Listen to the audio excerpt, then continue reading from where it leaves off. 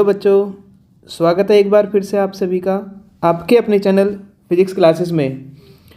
तो बच्चों, आज हम स्टार्ट करने वाले हैं अपना 12th फिजिक्स का एक बहुत ही इम्पोर्टेंट चैप्टर जिसका नाम है अर्धचालक। उस अर्धचालक में एक टॉपिक है दिष्टकारी, जो पूछा ही जाता है आपको जब आप हायर एजुकेशन लेंगे, वहाँ पर भी ये काम आएगा। क्या टॉपिक है आपका? दिष्टकारी। दिष्टकरण या दिष्टकारी दो प्रकार का होता है, एक अर्ध तरंग दिष्टकारी और एक पूर्ण तरंग दिष्टकारी। होता क्या है पहले ये देखना है। एक होता है आपके पास अर्ध तरंग दिष्टकारी, हाफ वेव रेक्टिफायर, और एक होता है पूर्ण तरंग दिष्टकारी, फुल वेव रेक्टिफायर। एक है हाफ वेव और एक है फुल वेव, हाफ वेव और फुल वेव। तो इसको हम देखेंगे। सबसे पहले रेक्टिफिकेशन समझते हैं, होता क्या है, दिष्टकारी होता क्या है। देखिए, अगर हमें किसी भी सर्किट में एसी को डीसी में कन्वर्ट करना है, किसको? एसी यानी कि प्रत्यावर्ती धारा को किस में बदलना है? दिष्ट धारा। दिष्ट धारा का मतलब डायरेक्ट करंट। दिष्ट धारा में बदलना है तो हम किसका यूज करते हैं? दिष्टकारी का। किसका यूज करते हैं? दिष्टकारी का। और ऐसा करने के लिए डायोड यूज में लाया जाता है। क्या यूज में लाया जाएगा? डायोड का यूज करते हैं। किसका यूज करते हैं? डायोड का प्रयोग करते हैं। तो दिष्टकरण एक ऐसी प्रक्रिया है जिसमें हम एसी करंट को किस में कन्वर्ट करते हैं? डीसी में। और ऐसा करने के लिए डायोड का प्रयोग किया जाता है। अब देखते हैं क्वेश्चन कैसे पूछा जाएगा इसके ऊपर। देखिए, क्वेश्चन किस तरह से पूछा जाएगा। ये क्वेश्चन है, पीएन संधि डायोड का उपयोग कर अर्ध तरंग दिष्टकारी का परिपथ चित्र खींचिए तथा इसकी कार्यविधि समझाइए। अथवा पीएन संधि डायोड को अर्ध तरंग दिष्टकारी के रूप में कैसे प्रयोग में लाया जाता है, सरल परिपथ आरेख बनाकर कार्यविधि समझाइए। निवेशित तथा निर्गत वोल्टेज के तरंग रूप दिखाइए। या पीएन संधि डायोड का उपयोग कर अर्ध तरंग दिष्टकारी के लिए परिपथ आरेख बनाइए और कार्यविधि समझाइए। तो देखिए, कैसे कार्यविधि हमें इसकी लिखनी है, कैसे हम करते हैं, ये हमें देखना है। सबसे पहले हम देखेंगे, बात करेंगे क्या अर्ध तरंग दिष्टकारी, और फिर इसी में हम देखेंगे पूर्ण तरंग दिष्टकारी। तो हम पहले डालते हैं पीएन संधि डायोड। पहला, पीएन संधि डायोड एक किसके रूप में? पीएन संधि डायोड एक अर्ध तरंग दिष्टकारी के रूप में, अर्ध तरंग दिष्टकारी के रूप में पीएन संधि diode as a full wave half wave rectifier, as a half wave rectifier. तो देखिए क्या करते हैं इसमें हम क्या करते हैं, एक ट्रांसफार्मर की, कौन से ट्रांसफार्मर, इससे पहले मैंने वीडियो बनाई थी ट्रांसफार्मर के ऊपर। तो हम ट्रांसफार्मर लेंगे। अगर हमें, सबसे पहले आपको पता होना चाहिए क्या करता है, एसी को किस में बदलेगा? डीसी में। किस में? डीसी में। अगर हमें क्या करना है, उच्च वोल्टेज की, किसकी? हाई वोल्टेज की डीसी प्राप्त करनी है। हाई वोल्टेज की क्या प्राप्त करनी है? डीसी। तो कौन से ट्रांसफार्मर का यूज करते हैं? Step up transformer. ये कल हमने पढ़ लिया था, स्टेप अप ट्रांसफार्मर। जिसने नहीं पढ़ा है ट्रांसफार्मर पढ़िए पहले। और अगर लो वोल्टेज की डीसी यूज करनी है, हमें चाहिए लो वोल्टेज डीसी, तो कौन सा ट्रांसफार्मर यूज करेंगे? Step down. कौन सा करते हैं? Step down transformer.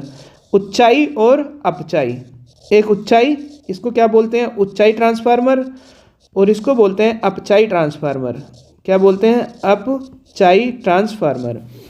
तो क्या करना होता है, सबसे पहले हम ट्रांसफार्मर लेंगे।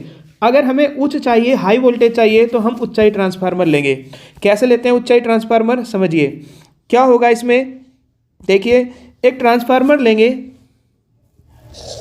ये इसकी कुंडली है, ठीक है, प्राथमिक कुंडली, तो पी लिख देंगे प्राइमरी कोयल। और ये कौन सी कुंडली है? सेकेंडरी। ये कौन सी कोयल है? सेकेंडरी। N1, इसमें N2। तो द्वितीय कुंडली में फेरों की संख्या ज़्यादा होगी, यहाँ पर ऊंचाई है, स्टेप अप है। अब हमने क्या किया कि ये जो N2 कुंडली ली है, जो दूसरी कुंडली ली है, इसकी द्वितीयक कुंडली, इसमें एक डायोड को कनेक्ट कर देंगे, क्योंकि डायोड का ही प्रयोग किया जाता है किसके रूप में, अर्ध तरंग दिष्टकारी। ये P होता है इसका, ये नेगेटिव टर्मिनल, ठीक है। और इसके आउटपुट पर उस प्रतिरोध को जोड़ देंगे, लोड रेसिस्टेंस को, जिसके सापेक्ष हमें डीसी को प्राप्त करना है। ये है लोड प्रतिरोध। अब इसके इनपुट पार्ट का कनेक्शन किससे किया जाएगा, एसी से। किससे, यहाँ पर एसी अप्लाइड की जाएगी। क्या अप्लाइड की जाएगी, एसी, यानी कि यहाँ निवेशी वोल्टता होगी, निवेशी वोल्टता। क्या होगी, निवेशी वोल्टता। और यहाँ पर आपको प्राप्त होगा तो ये निर्गत होगी। यहाँ पर क्या होगा, निर्गत। क्या है ये, निर्गत। तो हमने इसकी संरचना देखिए दोबारा। इसकी संरचना में क्या किया, इसकी संरचना में हमने क्या लिया, एक ट्रांसफार्मर लिया, उच्चाई ट्रांसफार्मर। इसकी द्वितीय कुंडली का संबंध कर दिया एक डायोड से, ये एक डायोड है, और लोड प्रतिरोध से। और प्राथमिक कुंडली का संबंध किससे होता है, निवेशी वोल्टता से, यानी कि इनपुट वोल्टेज से। अब इसकी कार्यविधि हम समझते हैं, क्या इसकी कार्यविधि होगी। देखिए क्या होगा कि इसकी कार्यविधि समझिए। अब क्या हुआ कि हमने यहाँ पर कौन सी करंट अप्लाइड करते हैं, एसी। कौन सी, एसी। तो एसी के प्रथम ये है धनात्मक, हमें पता है चक्रों के रूप में चलती है, धनात्मक अर्धचक्र, और ये कौन सा है, ऋणात्मक अर्धचक्र। तो जब आप इस पर धनात्मक अर्धचक्र आरोपित करेंगे, कौन सा अर्धचक्र, धनात्मक, तो सेकेंडरी कोइल का ये वाला सिरा पॉजिटिव हो जाएगा और ये वाला सिरा कैसा हो जाएगा, नेगेटिव। इसके कंपेयर में, ऊपर वाले के कंपेयर में ये नेगेटिव होगा। क्यों होगा, क्योंकि हमने धनात्मक सिग्नल अप्लाइड किया है, तो ऊपर वाला कैसा हो जाएगा, पॉजिटिव, और नीचे वाला कौन सा हो जाएगा, जब पॉजिटिव दे देंगे इसको तो ये खुद ही नेगेटिव हो जाएगा इसके कंपेयर में। जैसे ही आप पॉजिटिव देंगे तो आप देखेंगे यहाँ पर सेकेंडरी कोइल का ये पॉजिटिव सिरा डायोड के पी क्षेत्र से, देखिए किस क्षेत्र से जुड़ा है, ये पी क्षेत्र से, और ये नेगेटिव है किससे जुड़ा है, एन क्षेत्र से। तो इस कंडीशन में जो संधि डायोड होगा वो कैसा होगा, अग्र अभिनत। कैसा होगा, अग्र अभिनत। और हमें पता है जब संधि डायोड अग्र अभिनत होगा तो आउटपुट पर अधिकतम धारा प्राप्त होगी, आउटपुट पर अधिकतम धारा प्राप्त होगी। इस तरह से समझ आ गया आपको। दोबारा समझिए कि संधि, जब आप इस पर इनपुट वोल्टेज अप्लाइड करेंगे एसी, किस पर, निवेशी वोल्टता पर, तो यहाँ पर धनात्मक अर्धचक्र पहला आरोपित होगा। इसके कारण जो ए सिरा है सेकेंडरी कोइल का वो पॉजिटिव हो जाएगा और बी सिरा कैसा हो जाएगा, नेगेटिव।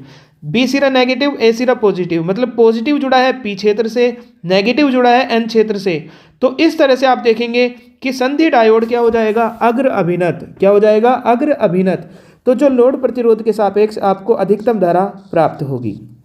ये चीज़ें आपको लिखनी है, ठीक है, ये आपको मिल जाएगा, कहते हो मैं लिख दूंगा, लेकिन आपको लिखनी है। अब दूसरा, जैसे ही प्रत्यावर्ती धारा का ऋणात्मक अर्धचक्र आरोपित किया जाएगा तो ऋणात्मक में क्या होगा कि जो सेकेंडरी कोयल है उसका, सेकेंडरी कोयल का पहले वाला जो ए सिरा है वो ऋणावेशित हो जाएगा, और जब वो ऋणावेशित हो गया तो ये खुद ही उसके रेस्पेक्ट में पॉजिटिव यानी कि धन आवेशित हो जाएगा। तो इस कंडीशन में आप देखेंगे कि नेगेटिव जुड़ा है पी क्षेत्र से और पॉजिटिव जुड़ा है किससे, एन क्षेत्र से, डायोड के। ये कंडीशन होती है उत्क्रम अभिनत। क्या होती है, उत्क्रम अभिनत। तो इस कंडीशन में आपको आरएल पर कोई भी धारा प्राप्त नहीं होगी, यहाँ तक आपको कोई भी धारा प्राप्त होगी नहीं होगी। फिर तीसरा अर्धचक्र आरोपित होगा, ये वाला पॉजिटिव, फिर ये पॉजिटिव हो जाएगा, ये नेगेटिव। इसके कारण ये पी से, एन से कैसा हो जाएगा आपकी बार, फिर अग्र अभिनत, और अग्र अभिनत में फिर धारा मिलेगी। तो इस तरह से आप देखेंगे कि इस वाले जो अर्ध तरंग दिष्टकारी है इसमें धारा किसके कारण, इसमें धारा उर्मिकों के रूप में, मतलब पहले धारा मिली फिर गैप हो गया बीच में, फिर धारा मिली फिर गैप हो गया। इस तरह से आपको डीसी धारा मिलेगी। लगातार डीसी धारा नहीं मिलती इसमें, इसलिए जो अधिकतर यूज किया जाता है वो डीसी का किया जाता है, सॉरी पूर्ण तरंग दिष्टकारी का किया जाता है, फुल वेव रेक्टिफायर का। तो ये आपको कार्यविधि इसकी लिखनी होगी, ठीक है। अब हम दूसरा क्वेश्चन देखेंगे, इसका पूर्ण तरंग दिष्टकारी किस तरह से प्रयुक्त किया जाता है। देखिए क्वेश्चन बता देता हूँ आपको किस तरह से पूछा जाएगा। देखिए इस तरह से आपको क्वेश्चन मिलेगा, पीएन संधि डायोड का पूर्ण तरंग दिष्टकारी परिपथ आरेख खींचिए तथा कार्यविधि का उल्लेख कीजिए। पीएन संधि डायोड का उपयोग करके पूर्ण तरंग दिष्टकारी का परिपथ आरेख खींचिए। पीएन संधि डायोड के अक्ष पर विभव प्राचीर, ये सब हमें देखना है, ठीक है। तो हम हेडिंग डालेंगे क्या, दूसरा पीएन संधि डायोड किसके रूप में, पीएन संधि डायोड पूर्ण तरंग दिष्टकारी के रूप में, पूर्ण तरंग दिष्टकारी के रूप में, अब की बार पूर्ण तरंग दिष्टकारी के रूप में देखेंगे इसको, के रूप में, यानी कि फुल वेव रेक्टिफायर के रूप में, full wave rectifier, full wave rectifier के रूप में देखेंगे किसको, डायोड को। तो उसके लिए हम क्या करते हैं, देखिए सबसे पहले सेम जैसे वहाँ बनाया था यहाँ पर भी ट्रांसफार्मर की 2 कुंडली लेंगे,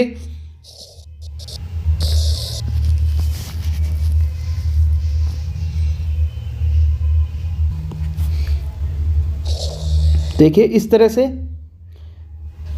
इसमें बस क्या अंतर होगा, इसमें 2 डायोड का यूज करते हैं हम, किसका यूज करते हैं, 2 डायोड, एक ऊपर वाला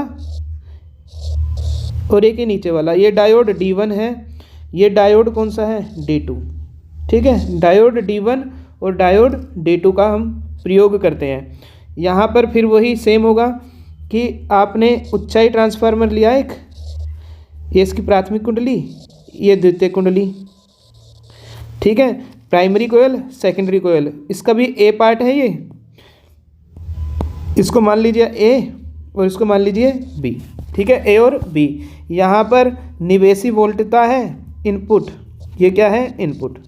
इसमें कितने डायोड होते हैं, 2, एक D1 और एक D2, डायोड D1 और डायोड कौन सा, D2। ये पॉजिटिव होता है, ये नेगेटिव, पॉजिटिव नेगेटिव।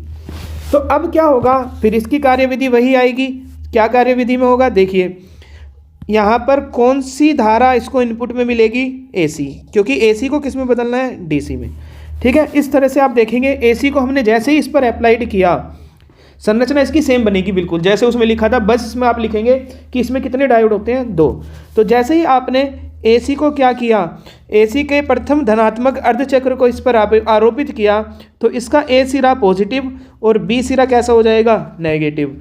A सिरा पॉजिटिव, B सिरा नेगेटिव। पॉजिटिव डायोड D1 के P क्षेत्र से जुड़ा है और नेगेटिव P क्षेत्र से जुड़ा है इसमें।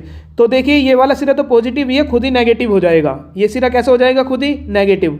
तो पॉजिटिव पॉजिटिव से, नेगेटिव नेगेटिव से, तो D1 कैसा होगा, पहले वाले केस में जो D1 होगा किसमें, अर्धचक्र, धनात्मक अर्धचक्र में, पॉजिटिव में क्या होगा, जो D1 है वो कैसा हो जाएगा, अग्र अभिनत, कैसा हो जाएगा, अग्र अभिनत। अब D2 देखते हैं, ये नेगेटिव किससे जुड़ा है, P से, और ये पॉजिटिव खुद बन जाएगा, ये किससे जुड़ा है, N से। तो ये कैसा होगा, D2 उत्क्रम अभिनत, कैसा होगा, उत्क्रम अभिनत।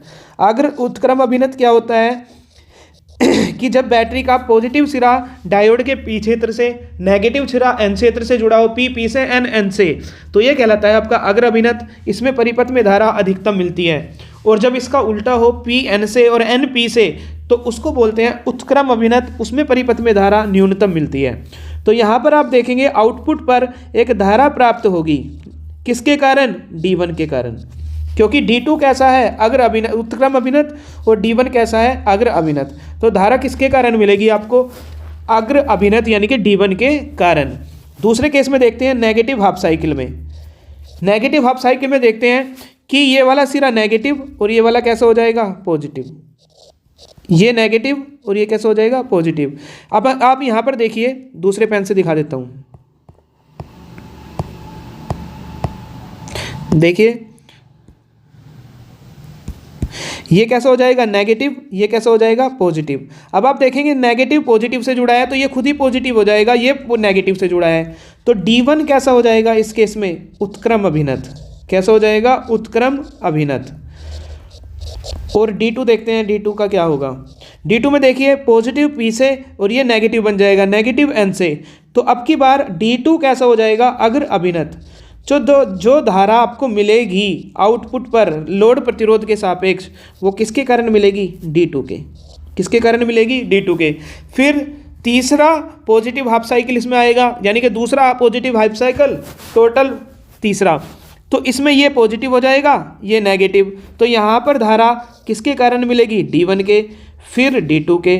तो इस तरह से आप देखोगे कि इस वाले रेक्टिफायर में, इस वाले दिष्टकारी में जो धारा है पूर्ण तरंग के रूप में मिल रही है। क्या यहाँ पर कोई ब्रेक आया? नहीं। लेकिन आप यहाँ पर देखोगे अर्ध तरंग में यहाँ पर ब्रेक है, बीच में क्या है? ब्रेक।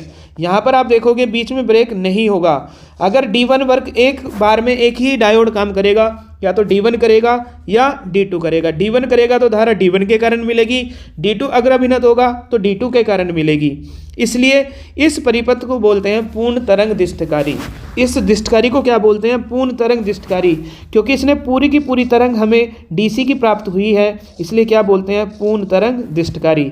यहाँ पर हाथ आधी हुई थी, इस तरह से हुई, फिर गैप, फिर हुई, फिर गैप, तो इसको बोलते थे अर्ध तरंग दिष्टकारी।